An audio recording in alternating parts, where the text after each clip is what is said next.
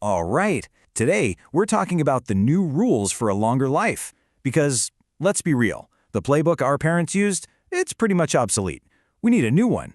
So let's just jump right in with a massive question. What if you live to be 120? I mean, really think about that. Are you ready? Psychologically, nutritionally, financially? Because here's the thing. For the first time in history, that's not science fiction. It's a real possibility for a lot of us. But, and this is a big but, the map our parents and grandparents used to get through their lives, it's completely useless for this much longer journey. You know the old script, right? For generations, life was this simple 3-act play. You learn, you work for 40 years, and then you retire. Easy. But now, as we live longer and longer, those neat little stages are just blurring together. Education doesn't stop, work isn't one straight line anymore, and retirement? That's a whole different beast now. The old map just doesn't work when the world it was drawn for doesn't exist anymore. Okay, so that brings us to our first new rule. We absolutely need a new map for life. And this isn't just about your 401k or your savings plan. We're talking about a whole new psychological framework, a new way to think about and structure a life that could easily last 100 years or more. The goal here isn't just to survive it, it's to actually thrive. So a really powerful idea for this new map actually comes from the ancient Romans. It's called a lustrum. Sounds fancy, but a lustrum is just a 5-year period. Think about it. Trying to plan a 120-year life is, well, it's overwhelming, right? But what if you broke it down into 24 manageable 5-year chunks? Suddenly, it feels possible to track your growth, set goals, and actually make sense of it all. And here's how it works in practice. In your 5th lustrum, that's ages 21 to 25, your focus is probably on launching your career and figuring out relationships. Fast forward to your 8th lustrum, from 36 to 40, that's often a time for some serious midlife reflection. Then you get to your 13th lustrum, 61 to 65, and the focus really shifts to legacy and what you're leaving behind. See? This framework gives us a way better way to chart our lives than just young, middle-aged, and old. All right, let's switch gears to our second new rule. This one is all about the fuel we're putting in our bodies for this much longer journey. And wow, is the new science turning decades of dietary advice completely on its head. I mean, for decades, the official advice was to build your diet on a mountain of carbs and run away from fats. And what happened during that era? We saw a massive spike in obesity and metabolic disease. The new guidelines? They basically flipped that old food pyramid upside down. The priority now is on nutrient-dense proteins and whole foods. Why? Because that's what supports muscle mass, metabolic health, and keeps you feeling full, all things that are absolutely critical for aging well. And this isn't some vague, eat better advice. The new guidelines are getting specific.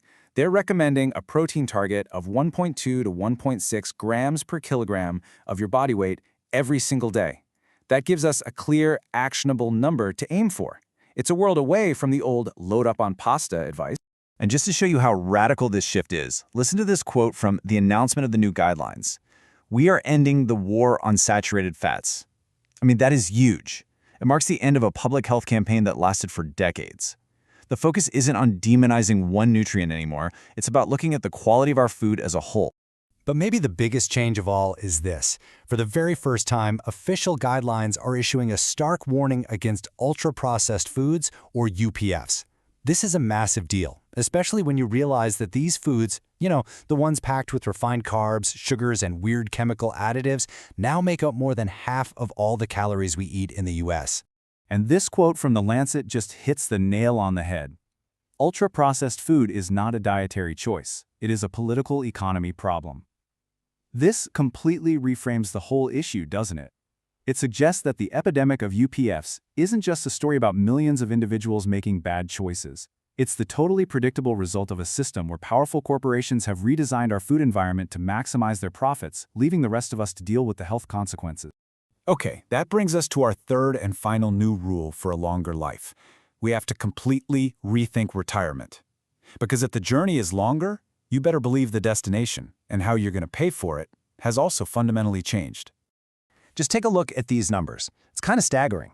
Back in 1945, you had about 40 workers paying into Social Security for every single person taking money out. By 2030, that ratio is expected to be just 2 workers for every 1 retiree. That demographic crunch is putting an almost unbearable strain on the whole system. And at the exact same time, there's been this quiet but massive transfer of risk. We've gone from an era of pensions, where your employer guaranteed you an income for the rest of your life, to things like 401ks. Essentially, the risk of running out of money in old age has been shifted from the company's problem to your problem. So what does all this really mean for you? It means that the old idea of retirement as this guaranteed finish line you cross at 65, it's just gone. It's been replaced by this uncertain, unpredictable, and much longer chapter of your life that you, and pretty much you alone, are responsible for navigating and funding.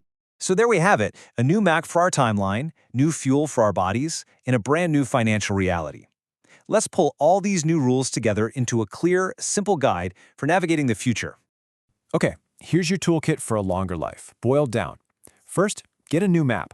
Start thinking about your life in those manageable 5-year lustra to plan and reflect.